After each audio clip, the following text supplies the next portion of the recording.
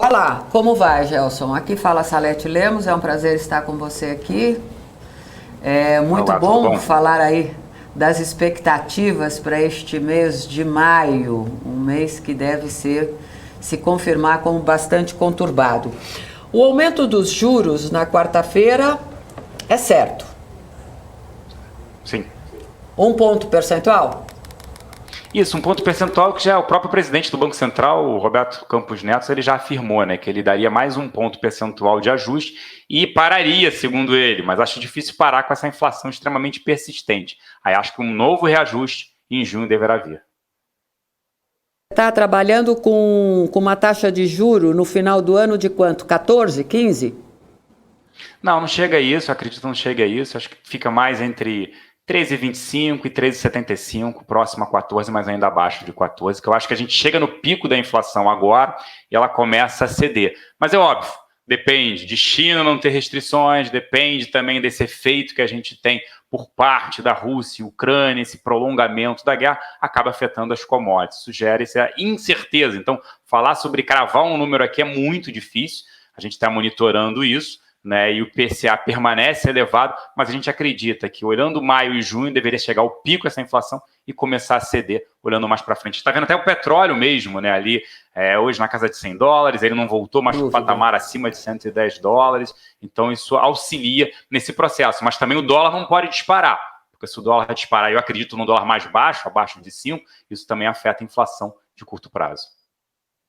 No que diz respeito à saúde financeira das empresas que estão na Bolsa, que é o que nos interessa enquanto investidores. Se você tem uma taxa de juro de 12, 13, isso impacta negativamente no resultado das nossas empresas, empresas que estão listadas em Bolsa. Isso deprecia ainda mais o nosso mercado, e aí ele poderia até se tornar mais competitivo para o estrangeiro? Como é que é essa equação?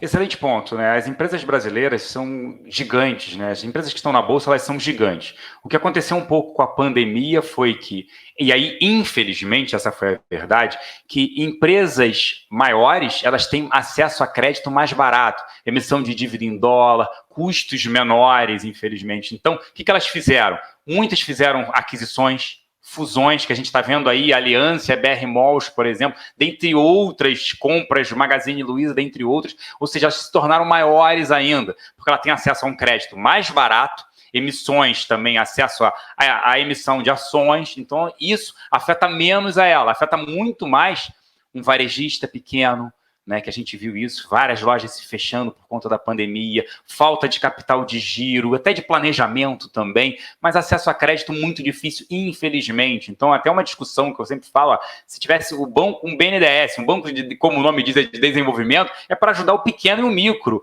não uma empresa grande, que já tem acesso a mercado, a bolsa, crédito mais barato, a competição extremamente injusta do empreendedor pequeno para o empreendedor grande, né? Então, nesse processo, não afeta as empresas, afeta positivamente o setor financeiro. Por quê? Porque os bancos emprestam, o spread aumenta, né? Não diminui. Então, quando a taxa de juros sobe 1 ponto percentual, a taxa de juros que o banco oferece para pessoa física ou pessoa jurídica, ela não sobe 1 ponto percentual ao ano, ela sobe 5, ela sobe 10. Então o spread do banco só aumenta do setor financeiro quando se sobe esses juros no Brasil. A gente já vivenciou isso também no passado. Então, o que afeta é mais a percepção dos investidores, principalmente pessoa física, que analisam do tipo, poxa, se eu tenho investimentos em renda fixa pagando 13, 14, 15, próximos 3, 4, 5 anos, por que eu vou investir em renda variável, dado que tem um risco, uma volatilidade? O Brasil, nada verdade, nada mais é do que o país, como diz o Paulo Guedes, dos rentistas. É verdade, porque a gente tem um IPCA+, um título público, pagando mais de 5% mais IPCA. Então, quando a gente olha, você está protegido da inflação, pagando, o Brasil não vai quebrar, beira com precipício, mas sempre volta, né? Os políticos acabam gerando esse efeito. Mas, assim, quando a gente olha para a bolsa, o efeito é menor. É óbvio que o custo para as empresas ele também sobe, ele gera, mas a principal é a inflação. E aí, com a alta da inflação, menos poder de consumo, isso prejudica principalmente a parte de varejo, consumo doméstico, consumo interno. Mas olhando esse cenário, porque a gente acredita ano que vem, uma queda da taxa de juros, ela voltando para o patamar de 9%, uma inflação ali na casa de 4%, 4,5%. Mesmo assim, o juros real, né, a diferença entre a aplicação e a inflação, ainda é elevado, na casa de 4,5%. Mas aí gera um efeito, olhando para longo prazo, ainda atrativo para algumas empresas nesse cenário que a gente analisa. Mas é óbvio, juros subindo, a pessoa física ela fica assustada, o investimento dela e prefere aplicar em renda fixa. Esse movimento já ocorreu esse ano, né?